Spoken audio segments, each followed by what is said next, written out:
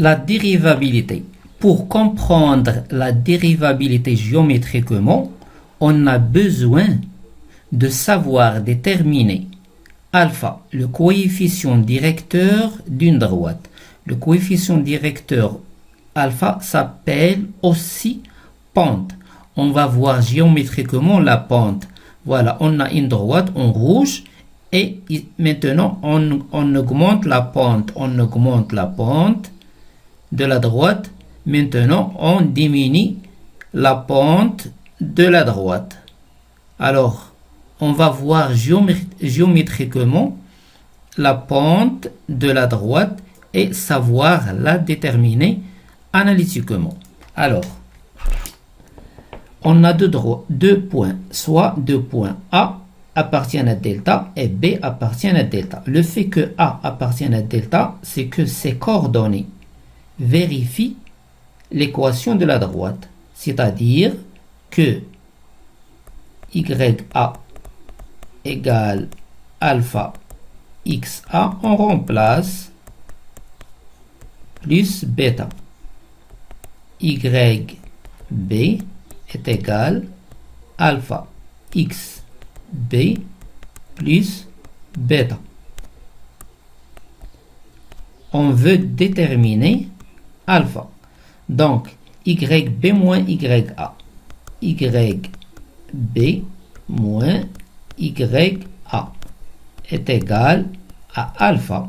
Alpha facteur de XB moins XA. Bêta moins bêta, ça donne 0. Donc, alpha est égal à XB moins YB moins YA, YB moins YA, le tout sur XB moins XA, XB moins XA. Ainsi, YB moins YA sur XB moins XA est le coefficient directeur de la droite AB. Alors, on va voir une application pour tracer, pour savoir tracer le vecteur, le coefficient directeur de AB, c'est-à-dire sa pente. Alors, on a ici alpha est égal à YB moins YA, c'est-à-dire 4 moins 2, ça fait 2.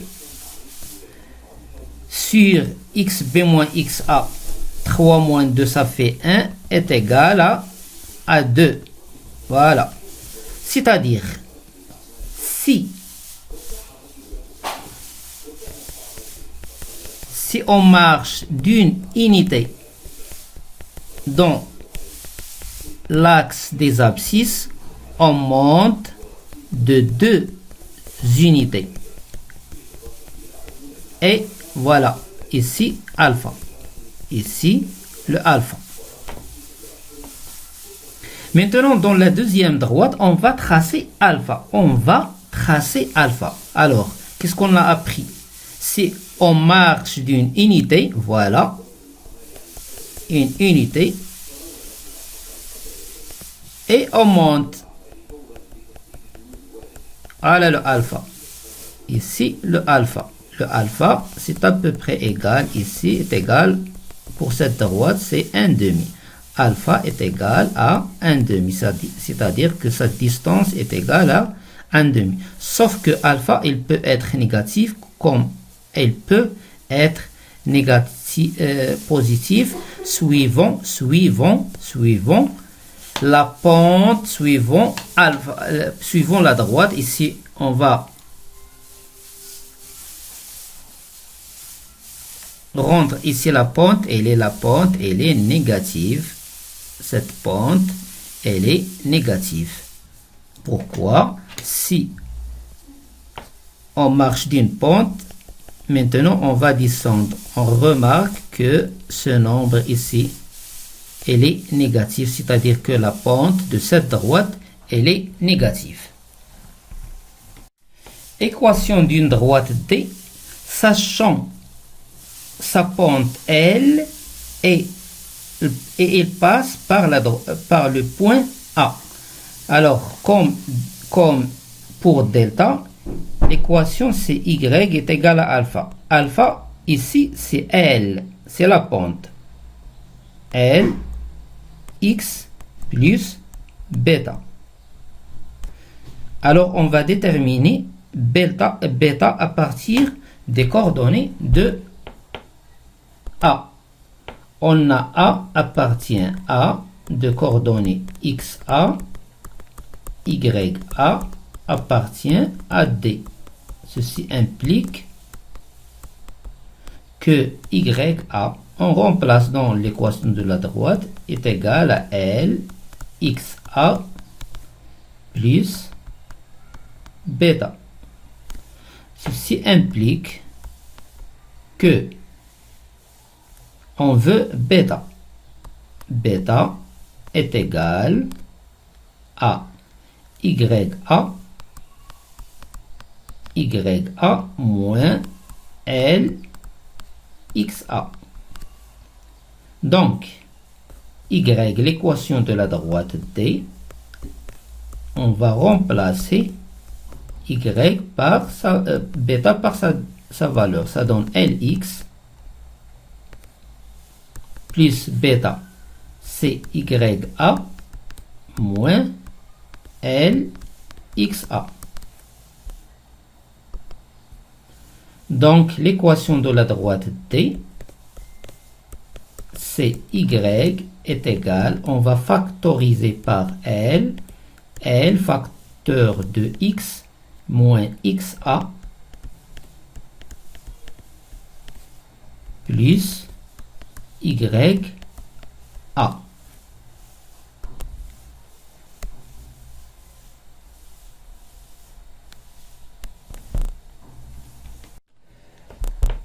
Dérivabilité d'une fonction en un point, soit f une fonction définie sur un intervalle ouvert I de centre A. On a un intervalle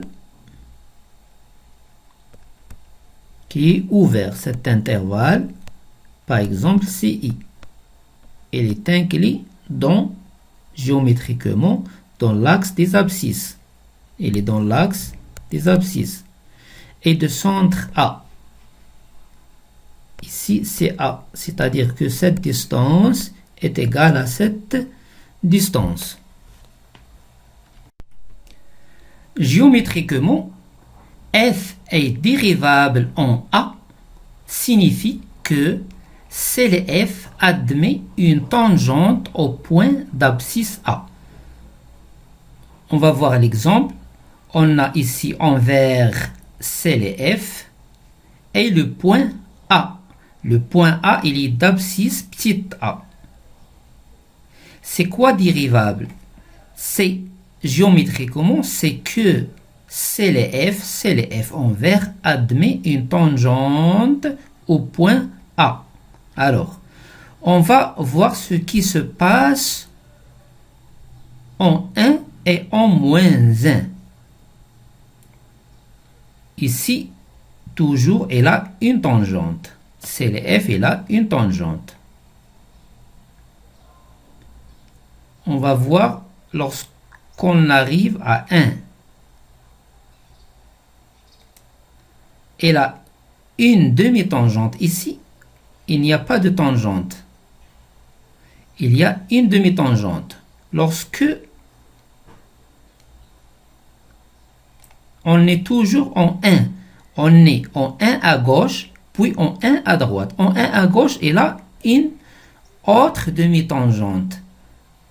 La droite D a changé entre au voisinage de 1, c'est-à-dire 1 plus et 1 moins. Voilà, en 1 plus, on a une droite.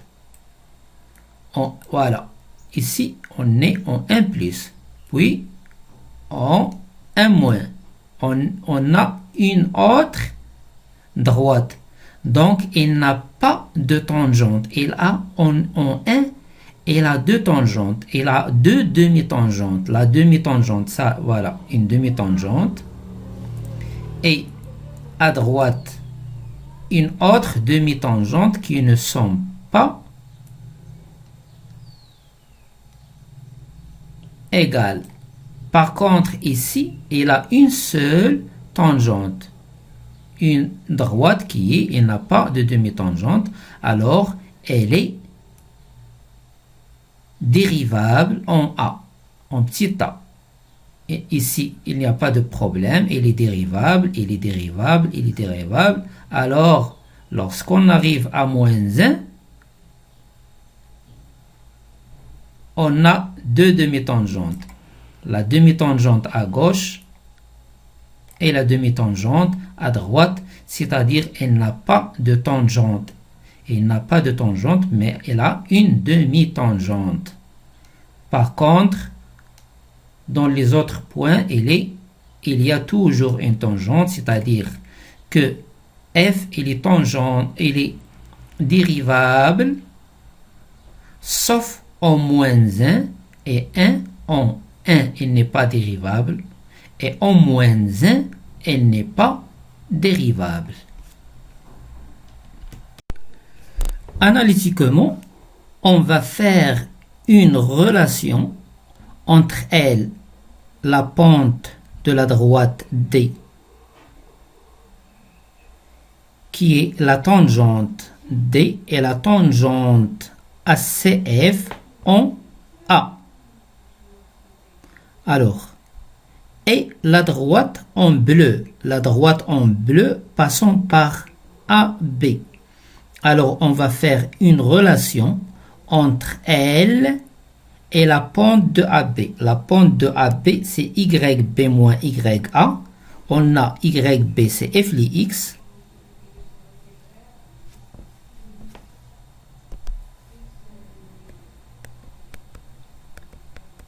Moins YA, F li A. Le tout sur X moins A. F li X moins F li A sur X moins A, analytiquement, c'est le taux d'accroissement de F entre X et A. TXA, c'est TXA.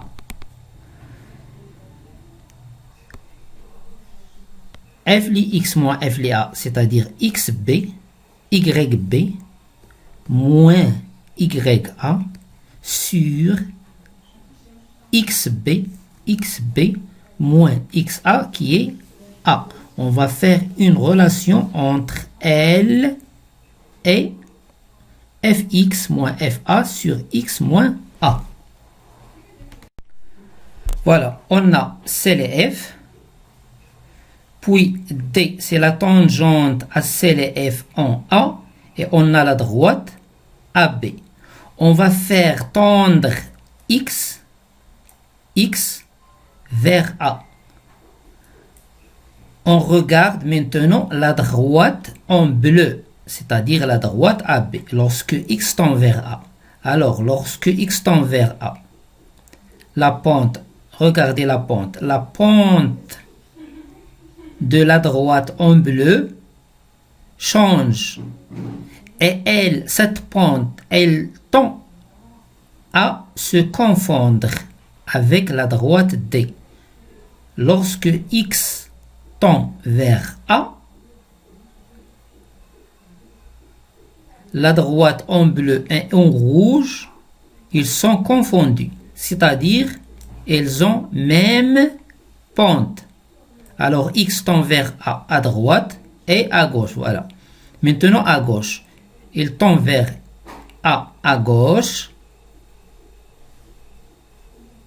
Les deux droites sont confondues, c'est-à-dire elles ont la même pente, c'est-à-dire L est égale à F li X moins F li A sur X moins A. Alors, on a trouvé, lorsque X tend vers A à gauche et à droite, les deux droites en bleu et en rouge sont confondus, c'est-à-dire la limite de f de x moins f de a sur x moins a est égale à L. Alors, f est dérivable. On a vu que géométriquement, f est dérivable, c'est-à-dire elle a une tangente, c'est-à-dire la tangente en rouge. Donc, f est dérivable en a signifie que la limite lorsque x tend à f de x moins f de a sur x moins a est égale à L. Et L, évidemment, elle appartient à R parce que c'est une pente d'une droite. Maintenant, on va utiliser l'équation de la droite D sachant sa pente. Alors, l'équation de D, c'est la tangente. L'équation de la tangente ACF en A. La tangente ACF en A. Son équation CY est égale à L. L, c'est la pente de D est égale à L. Facteur de x moins xa. xa, c'est A. Plus ya. Ya, c'est f de A. F de A. Donc, y est égal à L, facteur de x moins A plus f de A, et l'équation de la tangente ACF en A. Le L, on le note f' les A. F' les A. Et s'appelle le nombre dérivé de f en A. On écrit la limite lorsque x tend vers A, f li x moins f li A sur x moins A est égal à f' de A. Et l'équation de la tangente devient x moins A fois L. L, c'est f' de A plus f li A. Et l'équation de la tangente A, c'est le f. Tangente A, c'est le f. Au point d'abscisse. Son abscisse est A. Au point d'abscisse A. Exemple, soit f li x est égal à 2x et A est égal à 3. On va chercher f' de A. F' de A, c'est la limite lorsque x tend vers A, c'est-à-dire lorsque x tend vers 3, f li x moins f li 3 sur x moins 3. On a f li x, c'est 2x, moins f li 3, c'est 6. Le tout sur x moins 3. Directement, ça donne 0 sur 0, forme indéterminée. Donc, on va factoriser par x moins 3, non par 2, mais x moins 3 qui nous intéresse. Voilà, x moins 3 sur x moins 3. Alors, qu'est-ce qu'il reste? Il reste la limite lorsque x tend vers 3 de 2. Il n'y a rien à remplacer, c'est-à-dire que cette limite est égale à 2.